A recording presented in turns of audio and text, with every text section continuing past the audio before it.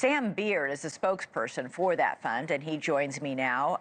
Sam, thanks for joining us. So I got to ask you, a lot of these people who are donating, they've also left comments on your fundraising page. What are people saying in these comments about why they're supporting Luigi Mangione? Sure. Thank you so much for having me on today. You know, to quote one donor, they said, let's see, we do not condone murder, and for that reason, we cannot condone the actions of United Healthcare. Luigi is simply being accused of standing up to the systematized murder of millions of Americans at the hands of a broken healthcare system. And I think that's very apt. Did you get any messages given the news today that the DOJ is going to seek the death penalty? Yeah, you know, there's been an outpouring of support every single time that the state tries to come down and crack down harder on Luigi. His spirit doesn't waver, but the outpouring of support swells up more. And, you know, I think the reason for that is what happened last year on December 4th really revealed an underlying situation within our society that only that act, pragmatically speaking, seems to have revealed. And that situation, of course, is the fact that hundreds of millions of people around the world understand that these deeply crooked, morally bankrupt corporate elites are, at the most fundamental level, the enemies of those who want peace in this world, the enemies of those who believe in dignity and justice for all. Yeah, many people are actually leaving stories of encounters they've had with the healthcare insurance industry about claims getting denied, that kind of thing. Can you give me an example of what they might be saying, one of those stories? Yeah, I mean, we've got, you know, going all the way back to day one of the fundraiser, we've got examples of nurses, doctors, people who work at the front desk of a lot of these hospitals who have just seen firsthand the carnage that's left in the wake of these greedy insurance companies, you know?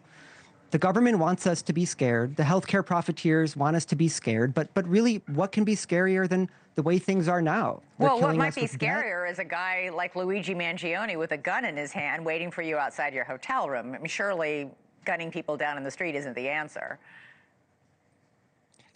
It seems that there's only one class of people in this country that are protected citizens, and that's the elite. That's the ultra-wealthy, the billionaires, the corporate oligarchs, you know? They're implementing this austere, the most austere punishment available to the federal government, state-sanctioned murder, as Karen pointed out, Luigi's lead defense attorney. And the reason they're doing that is because they're scared.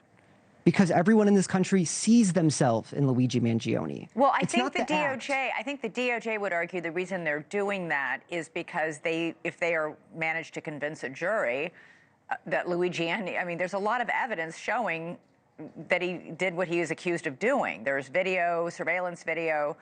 You know, I guess what I'm saying to you is two things can be true. You know, this can be a very broken system where people are denied care that they desperately need and, by the way, have paid for through their deductibles and all the premiums. But we cannot be a country where it's okay to arm yourself with a gun and assassinate people who you deem responsible.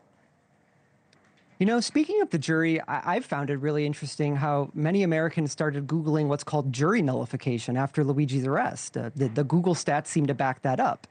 People drove an LED billboard box truck outside of Luigi's court appearance with those words. And I guess to summarize it in one sentence, I guess, maybe two, is if you're on a jury and you're told that your job is to decide whether or not a law is broken, but that's not entirely true. Any juror can return a not guilty verdict, even if a law was broken. You know, in America, we believe you're not a robot as a juror. You're a person of conscience who has the opportunity to decide whether a law should even be applied in a given case. But it just sounds like you are excusing what he's accused of doing. You know, when one person gets killed, we call it murder. But what do we call it when people set up a system that predictably results in the early death of tens of thousands a year? We call it good business, and it should be called bureaucratic murder. Millions of people understand Brian Thompson as a man guilty of bureaucratic murder, a man who is said to have helped implement an AI algorithm that allows computers to determine who lives and who dies. And it doesn't take a saint to understand that's deeply dark and evil behavior. Well, Brian Thompson was also a husband and a father, a kid who was from Iowa, you know, and worked his way through college and came from a family that did not have a lot of money and did not have a lot of privilege the way Luigi Mangione did. So I think, as I said earlier, two things can be true, but certainly we can't be in a position where we're excusing murder of anybody. You know, we don't have the right as citizens to be judge, jury, and executioner all on our own. But I hear you that there is a system that many, many, many agree in this country needs to be fixed, and that would be the healthcare industry. Sam Beard, keep us posted on the fundraising. Really appreciate you coming on the show today. Thank you so much for having us. Folks can check it out at Give, Send, Go, Luigi Mangione fundraiser. Thanks, Sam. Thanks again.